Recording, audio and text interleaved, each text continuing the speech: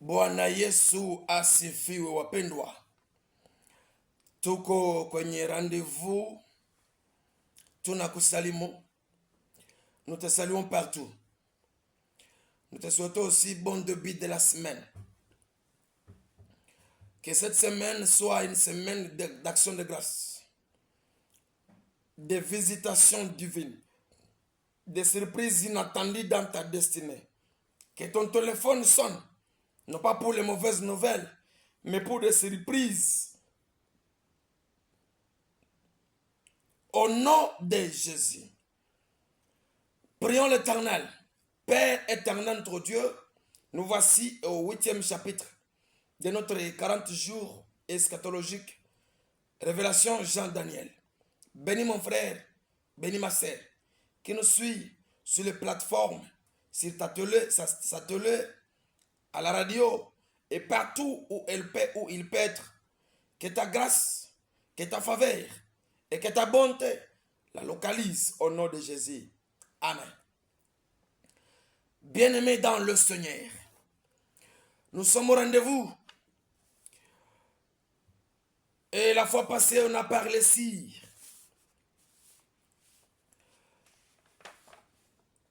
Si je peux récapituler, le premier chapitre nous parlait sur le portrait de Jésus. La visitation de Jésus dans l'île de Patmos. Le deuxième et le troisième chapitre de l'Apocalypse nous parle de cette lettre aux sept églises. Le quatrième chapitre nous parle sur le trône et les 24 trônes. Le cinquième chapitre nous parle sur le sceau, le livre et les 7 sceaux. Le sixième chapitre nous parle ici, les 6 premiers sceaux, qui parlent des 4 chevaux et 4 cavaliers. Le 7e chapitre, on nous parle de 2 co-héritiers, où on voit Israël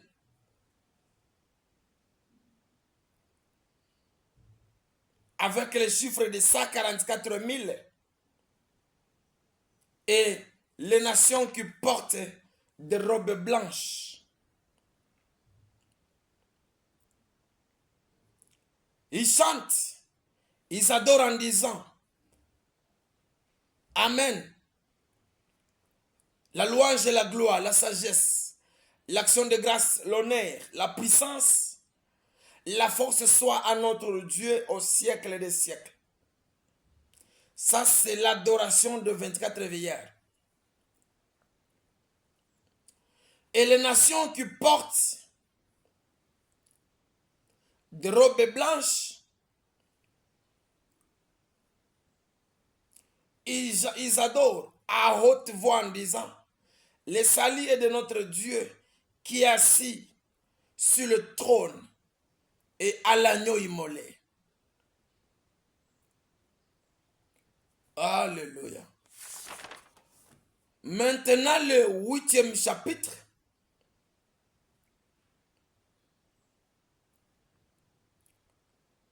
le 7e chapitre plutôt nous parle de 7 anges et 7 trompettes. Et c'est là que nous sommes aujourd'hui. Chapitre 8. Chapitre 8. Du 1er au 13e verset. Nous lisons au nom de Jésus. Quand il ouvrit le 7e sceau, il eut dans le ciel un silence environ un demi-heure. Et je vis les 7 anges qui se tiennent devant Dieu, et 7 trompettes leur furent données. Un ange vint, et c'était ainsi l'autel, et un encensoir d'or, et lui donna beaucoup de parfums, afin qu'il les offrit avec les prières de tous les saints sur l'autel d'or cuit devant le trône. La fumée des parfums monta avec les prières des saints de la main de l'ange devant Dieu. Et l'ange prit l'encens, remplit le feu de l'autel et le jeta sur la terre. Il y eut le voix des tonnerres et des éclairs et un tremblement de terre.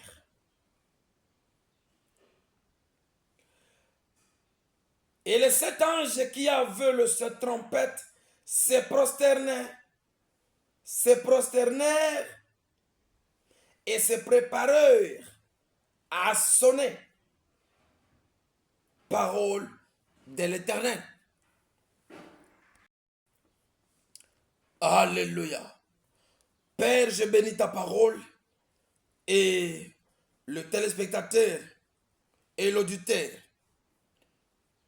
qui nous suit en pareil moment localise sa position, parle à son âme. Au nom de Jésus-Christ. Amen. Bien-aimés dans le Seigneur, nous sommes là au rendez-vous. L'église pentecôtiste Bethanie, avec la retraite, les enseignements eschatologiques de 40 jours, dont chaque jour nous avons un chapitre intitulé La révélation Jean-Daniel. Là que nous venons de lire, les 7 anges et les 7 trompettes, l'ouverture des 7 sceaux qui autorise, qui donne accès aux 7 trompettes. Après la guerre où on a vu des chameaux et des cavaliers, le chapitre suivant parlait sur des nations cohéritiers au royaume, dont nous avons la nation Israël et les nations dont nous sommes.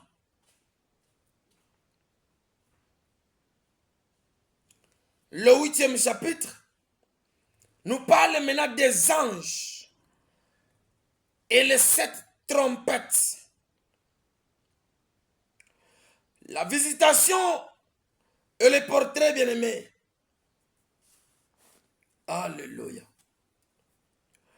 Apocalypse chapitre 8, verset 1 à 13 nous parle sur l'annonce, le jugement de cette trompette, la réalisation de cette trompette, la sonnette de cette trompette.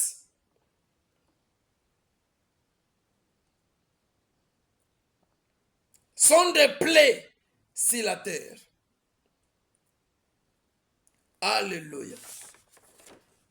Là que nous venons de lire, quand l'ange sonna la trompette, le premier sceau au verset 7 nous parle de la trompette.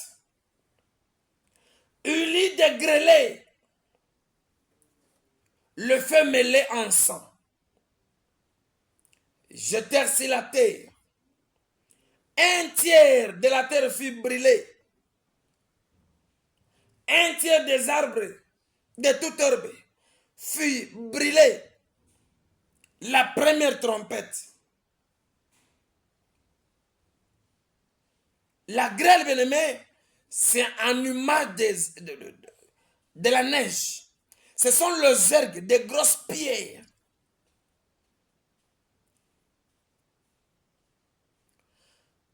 En gouttelotte de sang.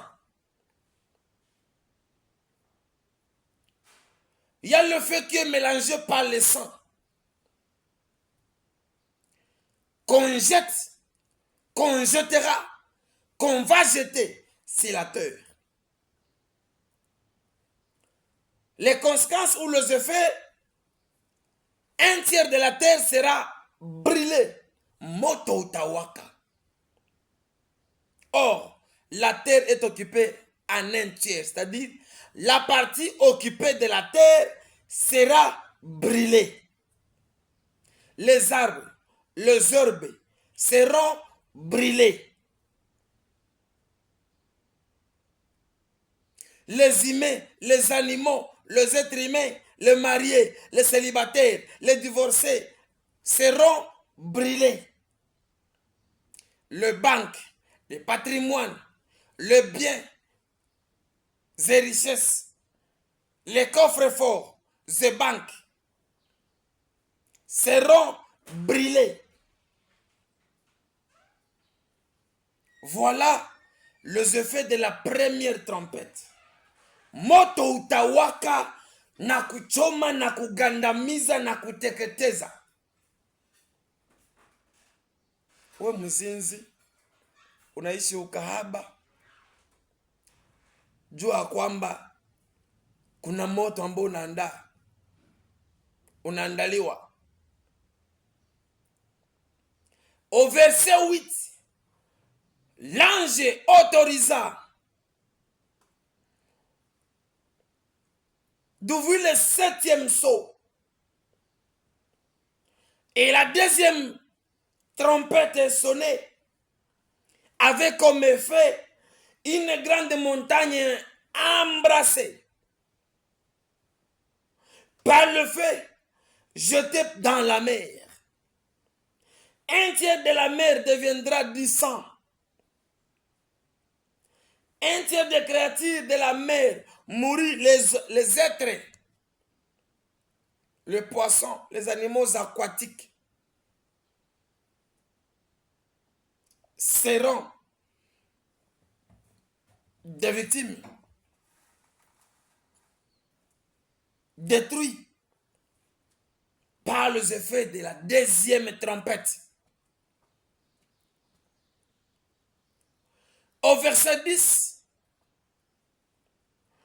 l'ange ouvra le sceau, le 3e sceau, qui ouvra et autorisa aux 3e trompette.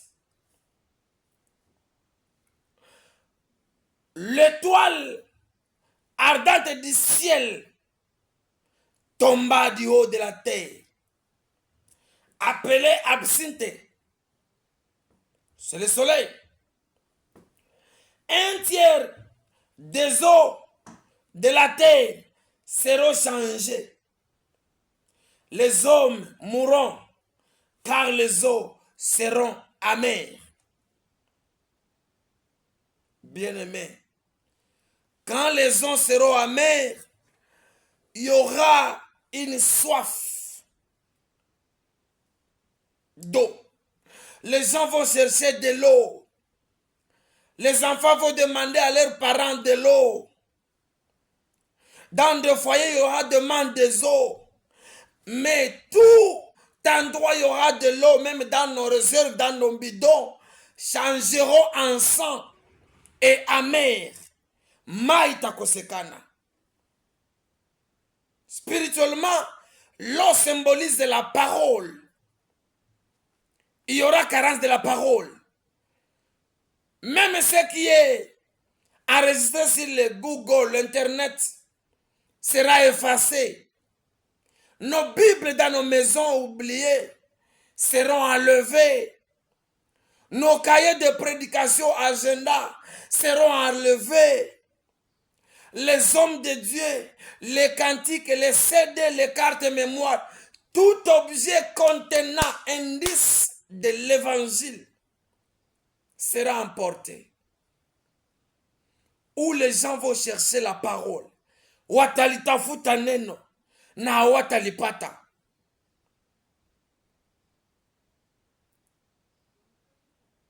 Alléluia. Verset 12.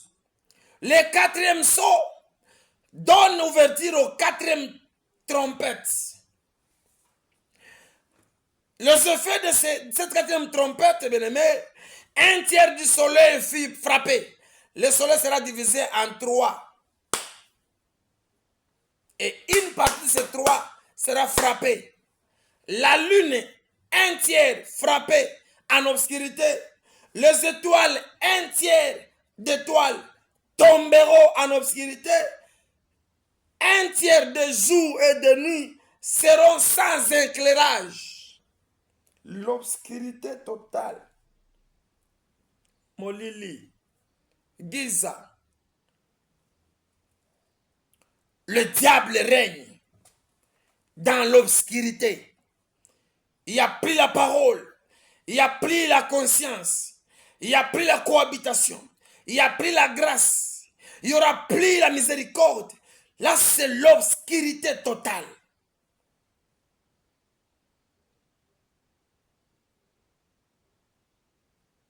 Un ange qui volait au milieu du ciel.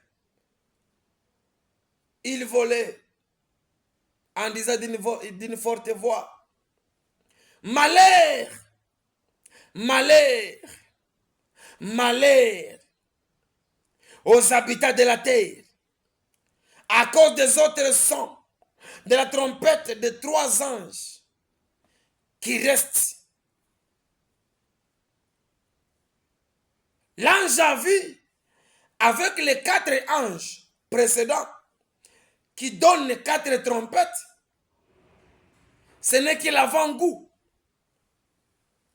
Il dit ce que vous voyez, l'obscurité, le sang, la mort, la guerre, les patatis, ça ne fait que commencer. L'avant-goût. Les 3 derniers restants, c'est ce qui réserve la colère de Dieu. Les 3 tempêtes restantes, l'ange commence à implorer. Il regrette la vie. Il regrette pour les habitants de la terre. Daniel chapitre 8 verset 1 à 27. Vision de bélier et bouc devant le fleuve. Au verset 4, le bélier qui frappait de ses cornes à l'Occident, septentrion, à midi, étaient de très forts, sont des personnes allant pour vaincre, viser et qu'ils voulaient.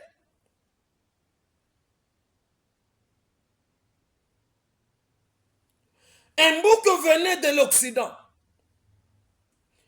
parcourait toute la terre, avait une corne entre ses yeux. Ces 2 boucs, le bouc et le bélier, s'affronteront. Ils vont s'affronter, ils vont se battre. Ce sont des rois, ce sont des royaumes qui vont s'affronter ensemble. Le bouc deviendra puissant. Au verset 24, on nous parle ici la durée des soirs et matins de 2300 nuits et soirs. Au verset 15, Gabriel, l'ange Gabriel, explique lui-même la vision. Il dit, je te parle, je reproduis, j'explique comme Gabriel qui parle à moi. Le bouc que tu as vu et le bélier. Le bouc, c'est le roi des Javan. Et le bélier, c'est le roi de Mède de Perse. Les cornes entre les yeux de ce bouc, c'est le premier roi parmi les 10 premiers rois qu'on a parlé dans le chapitre précédent, selon mes vidéos précédentes.